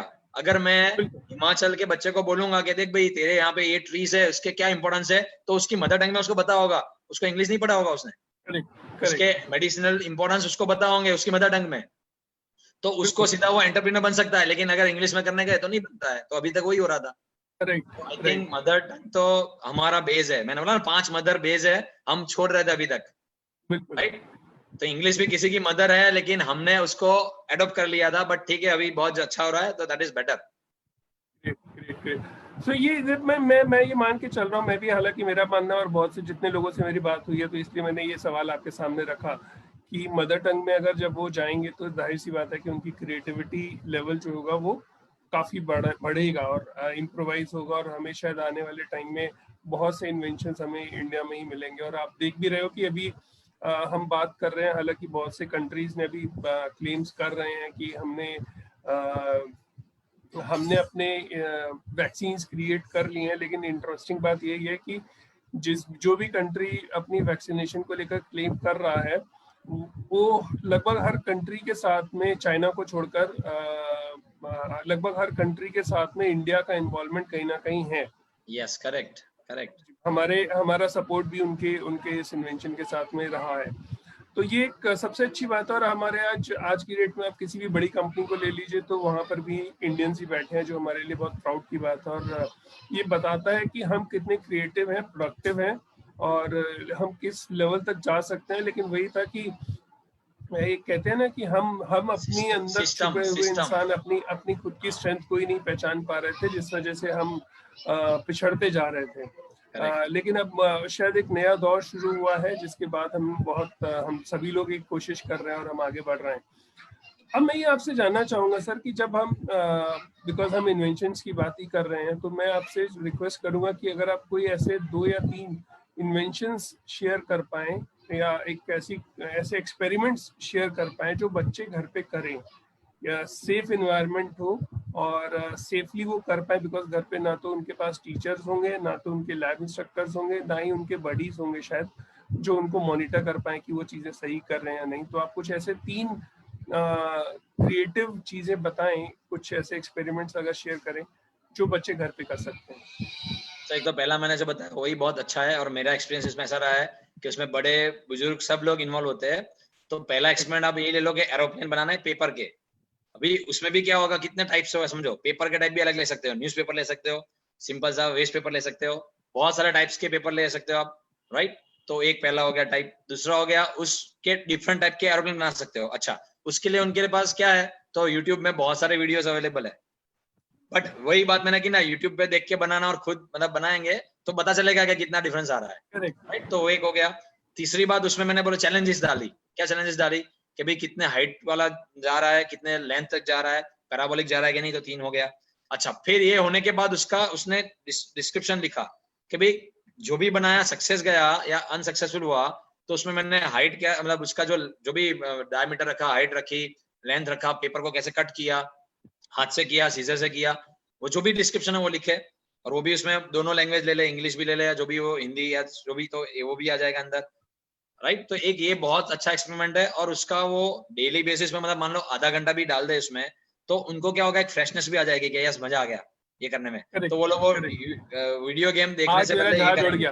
हाँ, वीडियो गेम को छोड़ के ये करेंगे। और उसमें भी बेटर क्या होगा कि ये चीजों भी शेयर करे। एक बच्चे ने बनाया तो दूसरे क्लास के फ्रेंड के साथ वो शेयर करे, राइट। या तो पड़ोस में भी कर सकते हैं सोशल डिस्टेंसिंग के साथ। तो इससे क्या होगा कि उनको एक इन्वायरमेंट लगेगी और पढ़ाई भी कर पता चलेगा कि इसके अंदर सब्जेक्ट कहाँ है, फिजिक्स कहाँ है। मेरा प्लेन जो है वो बगल वाले फ्रेंड की छत तक जा रहा है कि नहीं जा रहा है। हाँ, यस, ये भी वो चैलेंज दे सकते हैं, चैलेंज दे सकते हैं, लेकिन सब में सोशल डिस्टेंसिंग रखना है, बराबर है। वो मेन पॉइंट है, राइट। अच्छा, दूसरा एग्जांपल दे रहा हूं मैं कि बहुत सारे लो कॉस्ट मटेरियल्स बनते हैं। जैसे मान लो आपके पास सेल पड़े हैं, राइट। तो यूट्यूब में कहता हूँ ना, I will share you on the Facebook, मैं आपको बहुत सारी लिंक भेजूंगा। एक अनिल गुप्ता सर की लिंक है। अनिल गुप्ता सर ने अपना खुद एक वेबसाइट बनाया हुआ है। वहां पे लो कॉस्ट घर पे रबर बैंड ले लो आप, या सिंपल पेपर ले लो, राइट, पूठे ले लो, पिन ले लो, उनसे बहुत सारे एक्सपेरिमेंट बनाए हुए हैं। सीडीज है अगर पुरानी, वेस्ट में से बेस्ट क्या क्या हो सकता है। तो ये पूरा वेबसाइट का है। तो मैं I think I will send the link on this और जो इसके ऊपर मैं लिंक भेज दूंगा। तो उसमें बहुत सारे एक्सपेरिमेंट है। तो एक पहला एरोप्लेन का हो गया। दूसरी अगर हम बात करें तो कार का रेस करा सकते हैं। तो कार कैसे बन सकती है, तो सिंपल आप 2 ढक्कन ले लो, उसके अंदर होल कर दो, राइट, आगे 2 पीछे 2 ऐसे लगा के उसके ऊपर क्या कर सकते हो। अच्छा, फिर उसको स्लाइड रखो, है ना, तो कितनी फास्ट जा रही है किसकी कार। तो उसमें प्रॉब्लम्स क्या है अगेन, तो उसमें आपने जो रोलिंग वाला रखा है वो फीट है, जा ही नहीं रही है, आगे बढ़ी नहीं रही है। तो क्या क्या करते जाओगे, होल बढ़ाते जाओगे, होल बढ़ेगा तो स्पीड कम होगी, बढ़ेगी। फिर टायर चेंज करते जाओ ढक्कन के लिए, उसके बदले रियल टायर अगर बना सकते हो या कोई पुरानी कार में से निकाल सकते हो। तो ये इनोवेशन हो गया। और उस कार में फिर बैटरी लगाओगे तो कितनी स्पीड आएगी, सोलर पैनल लगाओगे कितनी स्पीड आएगी। तो उसके लिए सिंपल सी बात है, जनरली ये जनरलाइज नहीं कर सकते। हर बच्चे के घर पे क्या वेस्ट मटेरियल है ना, अगर वो इन्फॉर्मेशन मिल जाए तो I can give lot money projects. तो मैं ओपनली यहाँ कह रहा हूँ, किसी को भी इंटरेस्ट है ये सुन के, तो वो जस्ट अपना घर के अंदर जो वेस्ट मटेरियल पड़ा है, पेरेंट्स का जो भी मटेरियल उसको वेस्ट वो नहीं करना है, बट जो वेस्ट मटेरियल पड़ा है उसका लिस्ट बनाए, उसमें से मैं 4-5 प्रोजेक्ट 10 प्रोजेक्ट निकाल के दे दूंगा कि दे कैन डू। मैं डेफिनेटली चाहूंगा कि मैं अभी हम लोग इस सेशन में भी हम शेयर करेंगे कि वो कैसे आपका बेनिफिट ले सकते हैं, बिकॉज आप ऑलरेडी हमारे सेशन में आए हैं और इतने इनोवेटिव आइडियाज आपकी तरफ से आ रहे हैं। तो मैं चाहूंगा कि बच्चे भी इन चीज़ों को सीखें और कुछ नया इन्वेंशंस करें। तो मैं चाहूँगा सर कि जब हम बच्चों को हम इन्वेंशंस करा रहे हैं तो वो एंटरप्रेन्योरशिप की तरफ बढ़ेंगे। यस तो मैं थोड़ा सा आपसे रिक्वेस्ट करूंगा कि अगर आप एक एंटरप्रेन्योरशिप के लिए बच्चों के लिए क्या क्या की एलिमेंट्स हैं अगर आप वो शेयर कर पाए। श्योर। सी सर, मैंने बोला ना, मेरे 2 एक्सपीरियंस है। एक तो आइडिया टू वेंचर प्रोग्राम था जो यूएसए में, जहाँ पे एड सॉबे करके is the best oceanographer of the world, और वो खुद किड्स इन्वेंट करके प्रोग्राम चलाता है यूएसए में। He is my good friend, Facebook पे ही है मेरे साथ में, और उनकी सारी पोस्ट में शेयर करता हूँ। वो हर बार ऐसी सारी, तो आप भी आज देख सकते हैं, एड सॉबी सर का किड्स इन्वेंट करके इनोवेटिव आइडियाज करके पूरा पेज है। तो मैं मेरे हर, जब भी उनकी पोस्ट आती है मैं शेयर करता हूँ, और वही मेरे ट्रेनर है एंटरप्रेन्योरशिप के लिए भी, और ये सारे बच्चों के कैसे इन्वेंट कराते हैं उसके लिए।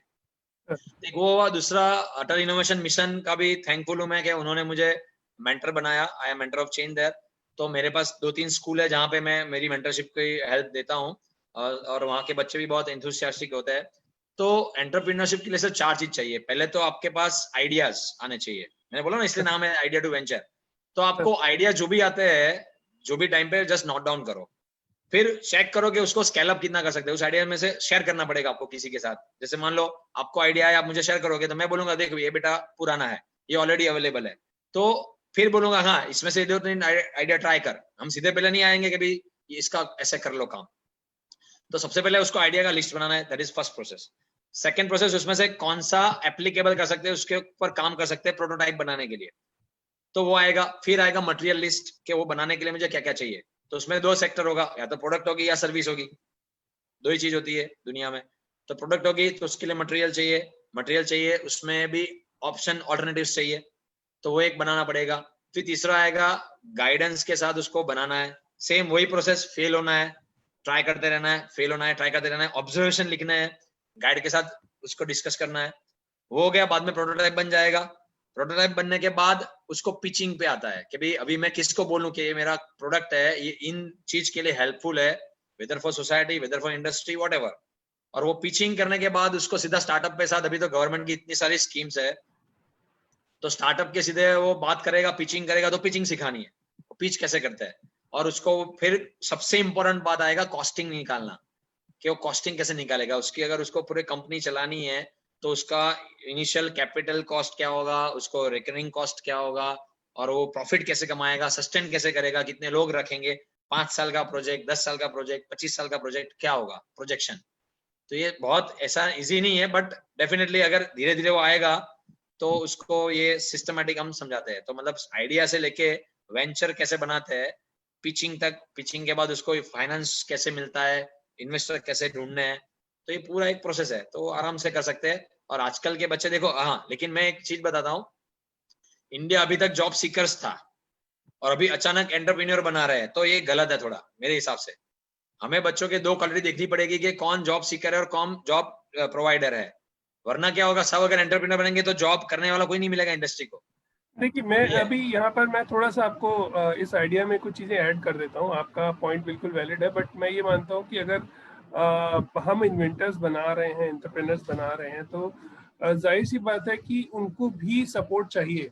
और वो सपोर्ट उनको कहाँ से मिलेगा? जाहिर सी बात है कि कुछ ऐसे भी बच्चे होंगे, जब हम बात कर रहे हैं कि हम बच्चों में स्किल इम्पार्ट करेंगे और एडिशनल स्किल्स वहाँ पर ऐड करेंगे बच्चों में, और स्किल एजुकेशन पे भी फोकस करेंगे, तो जाहिर सी बात है सर कि जो भी स्किल से वहाँ पे बच्चे निकलेंगे वो कहीं ना कहीं अगर किसी इंडस्ट्री, किसी बड़ी इंडस्ट्री के साथ में, क्योंकि सब लोग इंटरप्रेन्योर तो नहीं बन सकते जैसा अभी आपने भी मेंशन किया, तो जो भी इंडस्ट्रीज उसके ऊपर काम कर रही होंगी, तो जाहिर सी बात है कि वहाँ के लिए एक मैन पावर क्रिएट होगी, जो कि ऑलरेडी स्किल्ड मैन पावर होगी, और वो ऐसी नहीं होगी कि वो बिल्कुल सिर्फ पढ़ के आ गई है। शायद वो पिछले 6 साल, 5 साल, 4 साल, 3 साल से वो इस चीज के ऊपर वर्क कर रहा होगा। तो यहाँ पर तो मैं ये मानता हूँ कि सर दोनों ही चीजें बड़ी बैलेंस्ड है। और कहीं ना कहीं तो हमें कोई एक कभी कभी हमारे सामने ऐसी सिचुएशंस आती हैं, मैं डिफेंड नहीं कर रहा हूँ किसी पॉलिसी को, बट मैं ये कहने की कोशिश कर रहा हूँ कि बहुत बार हमारे लिए बहुत चीजें जो होती हैं वो एकदम से नई होती हैं। हम इतने बड़ा कंट्री है सर, और जाहिर सी बात है कि इतने बड़े कंट्री के अंदर हमें डाइवर्सिटी चाहिए, आज तक डाइवर्सिटी रही है, और लेकिन वही है कि डाइवर्सिटी को हम कैसे मोटिवेट कर सकते हैं आगे बढ़ने के लिए। और जब लोग बच्चे एक्सपेरिमेंट करेंगे, आगे बढ़ेंगे, कुछ नई चीजें सीखेंगे, तो जाहिर सी बात है वो फिर वो डिसाइड कर सकते हैं कि क्या मेरे अंदर वो कैपेबिलिटी है कि मैं इस पूरे नए प्रोजेक्ट को स्टार्ट करूं, या फिर मुझे किसी और के पास जाकर उनको भी ये नॉलेज देकर उस प्रोडक्ट को हम कोलैबोरेटिव तरीके से इम्प्रोवाइज कर देते हैं। और फिर यहाँ पर आपका एक एग्जांपल भी देना चाहूंगा, बड़ी इंटरप्रेन्योरशिप भी आजकल चलती है, जिसे हम पार्टनरशिप फर्म्स भी बोलते हैं। तो कुछ दो अच्छे लोग मिलकर भी एक ऑर्गेनाइजेशंस को आगे बढ़ाते हैं, और बहुत अच्छे अच्छे एग्जांपल्स हमारे सामने आज हैं, जो कॉलेज फ्रेंड्स से उन्होंने एक आइडिया लिया और उस आइडिया के साथ में वो आज एक बड़ी ऑर्गेनाइजेशंस बनाकर बैठे हैं। तो सर मैं चाहूंगा कि अगर आप थोड़ा सा बच्चों को, बिकॉज आप कैरियर गाइड भी हैं, तो अगर आप कुछ कैरियर टिप्स बच्चों को देना चाहें सर। या श्योर। तो मेरा वही पॉइंट है कि सबसे देखो इंडिया की चैलेंज अभी यही है कि रियली एंटरप्रेन्योर कौन बन पाएगा और कौन जॉब सीकर, मतलब ये आइडेंटिफाई करना और ऐसा एजुकेशन देना बहुत इंपॉर्टेंट है, क्योंकि सबके सब लीडर नहीं बन सकते और सबके सब जॉब सीकर भी नहीं बन सकते। तो ये इसके लिए ही सबसे इंपॉर्टेंट पार्ट है कि आप कौन सी कैरियर चूज कर रहे हो। और कैरियर भी चूज करने के पहले मैं तो मान रहा हूँ सबको जॉब करनी चाहिए। आई थिंक बहुत अच्छा एक व्हाट्सएप पे इस पे वीडियो देखा था, उसका एग्जांपल मैं इसलिए दे रहा हूँ कि एक सीईओ था, उसने क्या किया, अपने बेटे को सीईओ नहीं बनाया, उसने क्या किया, अपने सारे एम्प्लॉय को बुलाया, मीटिंग की, राइट, फिर उनको सबको एक सीट दिया और बोला 1 साल दे रहा हूँ, इस सीट में से जो अच्छा रिजल्ट लाएगा या जो भी रिजल्ट आएगा हम डिस्कस करेंगे और बाद में हम सीईओ डिसाइड करेंगे। तो जो बाकी वाले थे, मैंने बोला ना जॉब सीकर थे, वो जॉब कर रहे थे, सब गए बराबर, 5-10 लोग थे, सबने काम किया, राइट, लेकिन एक बंदा ऐसा था कि वो सीट ग्रो ही नहीं कर पाया। उसकी वाइफ को समझाया, उसने बहुत सारे मेहनत की, लेकिन सीट ग्रो ही नहीं कर पाया, और बाकी सब थे वो सारे अच्छे अच्छे जबरदस्त प्लांट ग्रो कर पाए। वो दिन आ गया जिस दिन मीटिंग रखी थी, 1 साल हो गया, तो बाकी सब के प्लांट्स बहुत अच्छे एकदम ग्रोथ वाले थे, और ये अपना एम्प्टी पोर्ट लेके आया, क्योंकि उसकी वाइफ ने बोला कि भाई तू ऑनेस्ट बन जा और जो है वो बोल दे। तो ये लेके आया, तो बाकी सब हंसने लगे।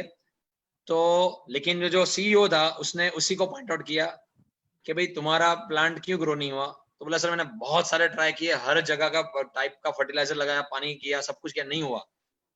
तो वो सीईओ ने डिसाइड किया कि भाई देखो ये हमारा नेक्स्ट सीईओ है। तो सब चौकन्ना हो गए कि क्यों। तो बोला मैंने सबको बॉइल्ड सीड दिए थे जिसमें जान ही नहीं थी, तो वो उगने नहीं चाहिए। तो आपने क्या किया, मुझे इंप्रेस करने के लिए आपने डिसऑनेस्ट होके ये ग्रो करके दूसरे सीड लेके बना दिया, और ये बंदा सिर्फ ऑनेस्ट था। तो इंडिया में अभी सबसे ज्यादा जरूरत ऑनेस्टी की है, हर फील्ड में, आप गवर्नमेंट सेक्टर लो या कोई भी सेक्टर लो, वो हम शायद मिस कर रहे हैं फ्रॉम द एजुकेशन लेवल। तो ऑनेस्टी अगर होगी तो हम जो भी फील्ड में जाएंगे बेस्ट बन ही पाएंगे, राइट। तो अगर हम कैरियर की बात करें, एग्जांपल इसलिए दिया कि सीईओ का बेटा सीईओ नहीं बनाएगा, राइट, क्योंकि उसको भी एक्सपीरियंस देना पड़ेगा कि तू पहले जॉब कर, एक्सपीरियंस ले, फिर लीडर बन। तो यहाँ पे मैं थोड़े बहुत फैक्टर बता रहा हूँ कि कोई भी बच्चे को कैरियर चॉइस करनी है तो क्या क्या कंसिडर करना चाहिए। नंबर 1, पहले तो उनका इंटरेस्ट कहाँ है। तो इंटरेस्ट के एक नोट बनाए, नोट्स मतलब एक डिटेल लिखते जाए कि 6th स्टैंडर्ड से उनको क्या क्या पसंद आ रहा है, 6th में, 7th में, चेंज भी होगा डेफिनेटली, 8th में, 9th में, 10th में, तो आपके पास 15-20 लिस्ट आ जाएगा, राइट। फिर आप कोई गाइड को मिलो और बोलो कि देखो मुझे ये सब पसंद है, तो शायद वो गाइड आपको इतना भी हेल्प कर दे कि उसमें 4-5 चीजें कॉमन ही है, तो वही कर। मान लो मैकेनिकल इंजीनियर बनना है तो उसके अंदर डेफिनेटली ऐसा कुछ होगा कि वो तोड़फोड़ भी करता होगा, वो कुछ बनाता भी होगा, तो इट्स लाइक दैट। फिर आएगा कि उसको वो बनने के लिए फिर स्किल डेवलप करनी पड़ेगी। तो उसके लिए अभी इंडिया में जो पोजीशन है कि उसको एंट्रेंस एग्जाम देनी पड़ेगी, उसके लिए मेरिट में आना पड़ेगा। तो सेकंड आया कि स्किल इनिशियल आई कौन सी, कि अभी एंट्रेंस की, और उसके बाद स्किल आई कि वो जब इंजीनियरिंग करे तो वो रियल में वो स्किल डेवलप करे, वो दूसरा हुआ। तीसरा आया उसको एप्टीट्यूड लाना पड़ेगा उसके लिए। एप्टीट्यूड मतलब इन द सेंस वो फील्ड के लिए वो ओके है कि नहीं है, राइट। फिर लोगों के साथ कैसे काम करना है वो बहुत कम सिखाते हैं, जिसको हम कम्युनिकेशन स्किल कहते हैं। तो अभी सबसे ज्यादा वीकनेस इंडिया में वही है, कम्युनिकेशन स्किल की, और I think you are expert for that and आप बहुत अच्छा काम कर रहे हैं, मुझे पता भी है। तो कम्युनिकेशन स्किल जो सिखानी है वो भी उसको उसी टाइम पे सीखनी है, तो कैरियर चॉइस के अंदर वो एक पार्ट आना चाहिए।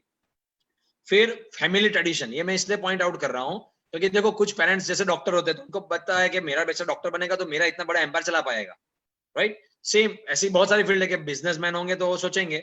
तो मैं उन बच्चों को स्पेशली को बोल रहा हूँ कि फैमिली के ट्रेडिशंस को समझो। देखो अभी मैं एग्जांपल दे रहा हूँ, यहाँ के अहमदाबाद में अपना जो लाभ कंस्ट्रक्शन वाले हैं, फिर ऐसे बहुत सारी इंडस्ट्री में, बहुत सारे नाम नहीं दे पाऊंगा, लेकिन वो ऐसा ही है कि फैमिली ट्रेडिशन में गए, लेकिन उन्होंने एक्सपांशन किया, नई नई प्रोडक्ट लाई, राइट। तो अरविंद, हाँ दूसरी अरविंद की नाम बोला हूँ, अरविंद मिल थी, they are just for in textile, पर अभी उन्होंने अपना पूरा एनवायरमेंट कंसल्टेंसी शुरू किया है। क्यों? उसके बेटे ने एनवायरमेंट इंजीनियरिंग किया। तो पॉइंट यही है कि आप अपने फैमिली ट्रेडिशंस में जा सकते हो और वहां पे ही एक्सपांशन कर सकते हो। तो वहां पे एक आपको बॉन्डिंग बनाना है पेरेंट्स के साथ कि भाई मैं ये करूंगा लेकिन मुझे अपना रास्ता भी बनाने दो। तो और पेरेंट्स की बात भी सुननी पड़ेगी, क्योंकि उन्होंने एम्पायर जो बनाया है तो वो आपके लिए ही बनाया है, तो उसको आपको सोचना पड़ेगा, तो वो आपके कैरियर चॉइस के अंदर आना चाहिए। ऐसा नहीं कि फिर नहीं मुझे पेरेंट्स डांट रहे। हाँ, 3 इडियट में बात सही थी कि भाई उसको फोटोग्राफर बनना था और उसको बनाना कुछ और था, वो अलग बात थी क्योंकि उसके पेरेंट्स जॉब करते थे। लेकिन जिसका बिजनेस है उसको तो सोचना ही चाहिए कि वो एक्सपेंशन कैसे करे। हाँ, जिसकी जॉब है उनको अपना खुद का सोचना पड़ेगा कि वो जॉब सीकर बने या एंटरप्रेन्योर बने। फिर आएगा पर्सनालिटी डेवलपमेंट, राइट। और लास्ट में आएगा लाइफ गोल्स। इसमें दो वर्ड यूज करूंगा कि आपको पैसे चाहिए कि हैप्पीनेस चाहिए, आपको खुश रहना है कि पैसे ही चाहिए, कि दोनों का बैलेंस चाहिए। ये सबसे बड़ा क्वेश्चन है, क्योंकि आजकल मैं देख रहा हूं जितने भी बड़े लोग जॉब कर रहे हैं, पैसे कमा रहे हैं अच्छी तरह से बुरी तरह से, और वो एजुकेशन का ही रीजन है कि स्कूल में या सिखाया नहीं सिखाया जो भी है, तो जो करप्शन हो रहा है उसका रीजन भी एजुकेशन है। तो मैं यहाँ पे कनेक्ट करूंगा कि खुश रहना है तो पैसे नहीं चाहिए, तो आपको सोचना पड़ेगा कि आपके पास बहुत बड़ी गाड़ी होगी या बहुत छोटी गाड़ी होगी, बहुत बड़ा बंगलो होगा कि या छोटा घर होगा, खुश रहने के लिए आपको लोग चाहिए। तो अगर वो भी एक गोल लगोगे लाइफ का, तो जो भी करोगे बेस्ट करोगे तो कोई प्रॉब्लम ही नहीं होगा। तो मेरा कैरियर चॉइस में एक ही पॉइंट है, आपको ऊपर वाले ने किसी काम के लिए भेजा है तो जो करो बेस्ट करो, तो फिर क्या होगा, और उसमें खुशी आनी चाहिए। अगर वो आ गई तो सारी कैरियर अच्छी है, राइट। और उसमें जिसको भी और कोई क्वेश्चन या कुछ भी हो तो they can share with me, I will help them, anyone, no problem. चलते चलते मैं चाहूंगा सर कुछ, बिकॉज काफी सारे शायद पॉइंट्स हमारे मेरी तरफ से, बिकॉज समय हमारे पास कम है, तो मैं चाहूंगा कि अगर आप लास्ट में चलते चलते समराइज कर दें वो पॉइंट्स जो, अगर कुछ पॉइंट्स जो आपने काफी सारे बनाए थे जिनमें से कुछ पॉइंट्स आई एम श्योर रह गए हैं, क्योंकि हम काफी सारे डिस्कशंस हमने यहाँ पर लिए हैं। हाँ, तो मैं सर समराइज कर देता हूँ। There are 28 points. First point है have a learning attitude. Second point है be motivated, be hungry for knowledge. Third, do stress management, stress management करना है उनको। फोर्थ, स्लीप प्लानिंग, मतलब अच्छी तरह नींद में, मतलब रात को जागना नहीं है और दिन में सोना नहीं है, तो स्लीप मैनेजमेंट करना है। कंसंट्रेशन कैसे लानी है अपने में वो देखना है। अलग अलग वे 7 मल्टीपल इंटेलिजेंस यूज करनी है पढ़ने के लिए, तो इंटरेस्ट ऑटोमेटिक जगेगा। विजुअल इमेजिनरी यूज करनी है, मतलब कितनी चीजों को विजुअल कर सकते हैं वो ट्राई करना है उनको। उसके बाद कौन से टाइम पे क्या करना है और कौन से प्लेस पे क्या करना है वो डिसाइड करना है, क्योंकि place and time is very important. फिर एक स्पेस लर्निंग लेना है, मतलब कितने घंटे के बाद एक गैप होना चाहिए, क्योंकि एसिमिलेशन का टाइम चाहिए। हम कुछ भी पढ़ते हैं इमीडिएटली दूसरा पढ़ेंगे तो नहीं होगा, दे नीड एसिमिलेशन टाइम, तो वो एक करना है। फिर ग्रुप लर्निंग जो मैंने बता दिया, ग्रुप लर्निंग करनी है या बड़ी लर्निंग करनी है, 5-6 लोगों के साथ पढ़ो या सिर्फ 2 लोगों के साथ पढ़ो, तो वो करना है। फिर प्रेजेंटेशन बनाना है, मैंने जैसे बताया प्रैक्टिकल करो, प्रोजेक्ट करो, या ऐसे भी पीपीटी बनाओ आप खुद, या तो टीचर को हेल्प करो कि मैम ये 2-3 टॉपिक का मैं पीपीटी बना दूं, तो ये भी कर सकते हैं। अपने आप को मॉनिटर करो, अपने आप को मॉनिटरिंग करना है, मॉनिटर योरसेल्फ। ये बहुत इंपॉर्टेंट पॉइंट है कि रात को सोने से पहले चेक करो मैंने आज क्या किया, उसमें प्रोडक्टिव क्या था, नॉन प्रोडक्टिव क्या था, उसमें मैंने टाइम कहाँ वेस्ट किया। 14 नंबर है क्यूरियस बनो, क्वेश्चन पूछो, क्वेश्चन लिस्ट आउट करो, आंसर ढूंढो, राइट। 15 पॉइंट है हाइलाइटर यूज करना सीखो, कि हर चीज में कहां पे हाईलाइट करना है उसको हाईलाइट करना सीखो। सबसे इंपॉर्टेंट है 16 पॉइंट, अपनी मेमोरी को कंट्रोल करना सीखो और बी रिस्पॉन्सिबल पर्सन। तो मेमोरी कंट्रोल कब होगी, जब आप रिस्पॉन्सिबिलिटी लोगे। इरिस्पॉन्सिबल बनोगे तो मेमोरी कंट्रोल नहीं होगी। 17 पॉइंट है क्लास चल रहा है, मैंने बोला ना चैटिंग नहीं, कुछ और मत करो, सिर्फ वो टीचर कितनी मेहनत करके है ना वो सोचो और आप भी मेहनत करो, दैट्स इट। सो मतलब वही नेक्स्ट पॉइंट वही है कि attentive in the class, be attentive. 19 number, ऐसी दवाइयां मत लो, भले कितना भी डिप्रेशन हो कुछ भी हो, गलत दवाइयां मत खाओ, राइट। जिससे क्या होगा, आपके नींद में इफेक्ट आएगी, आपके काम में इफेक्ट आएगी, स्लीपी फील होगा। तो मतलब सर दर्द हो रहा है दवाई ले ली, होमवर्क नहीं किया दवाई ले ली, ऐसा होता है ना, तो वो सब नहीं करना है, राइट। एंड डेफिनेटली 20 पॉइंट हमने डिस्कस डिटेल में किया। आंखों की एक्सरसाइज, अपने शोल्डर की एक्सरसाइज, हैंड की एक्सरसाइज, टो की एक्सरसाइज। और 21 नंबर मैंने बोला प्रे टू योर गॉड। अब जिसको भी बिलीव कर रहे हो, नहीं भी कर रहे हो तो यूनिवर्स को प्रे करो, कि आपका एक्सिस्टेंस को प्रे करो, और 10-15 मिनट का मेडिटेशन करो। तो this is the 21st point. फिर मैंने जो आपको अलग अलग मेमोरी टेक्निक बताई है कैसे कैसे याद कर सकते हैं, वो यूज करनी है। ऑर्गेनाइज्ड बनना है। 23rd पॉइंट इज ऑर्गेनाइज्ड बनना है, कि आपको आपका काम पर्टिकुलर टाइम पे हो जाना है। 100% नहीं होगा बट 90% तो कर लो, राइट? फिर सबसे इंपॉर्टेंट पॉइंट है manage your feelings, emotions, moods. इसके लिए मैंने एग्जांपल दिया, फैमिली के साथ लंच करो, डिनर करो, बातें करो, उनकी बात शेयर करो, उनके टेंशन अपने साथ लो, आपका टेंशन उनको दो और वो शेयरिंग कर लो, राइट? 25th आपकी लर्निंग स्टाइल को जज करते रहो कि कौन सी स्टाइल से मुझे अच्छा लगा, कौन सी स्टाइल मुझे लिए अच्छी है, तो चेंज करते जाओ। 26 में रीडिंग स्पीड बढ़ाओ अपनी, कि रीडिंग स्पीड कब बढ़ेगी, जब आप रीडिंग का टाइम स्पेसिफिक दोगे, राइट? 27th में पॉइंट है कि फ्लो चार्ट बनाओ, और अपने कहते हैं ना माइंड मैप बनाओ, वो भी एक टेक्निक है जिसको हम पिक्चर स्मार्ट पीपल बोलते हैं, पिक्चर स्मार्ट। तो उसमें माइंड मैप बनाए या फ्लो चार्ट बनाए, उससे सीख सकते हैं। एंड लास्ट पॉइंट है दूसरे को पढ़ा लो। सबसे बेस्ट वे है, अगर आपको आता होगा तो या पढ़ाओगे, तो सबसे बेस्ट आने का मेथड यही है कि रिटेंशन या कुछ भी प्रॉब्लम ही नहीं होगा, टीच अदर्स। या तो अदर को मतलब छोटे को पढ़ा लो तो भी चलेगा। So I think this are the 28 points which I want to share with them, कि भाई आज का जो मेन टॉपिक था कि how to be a productive self learner, अगर ये 28 पॉइंट फॉलो कर लिए तो I think they will be a self learner.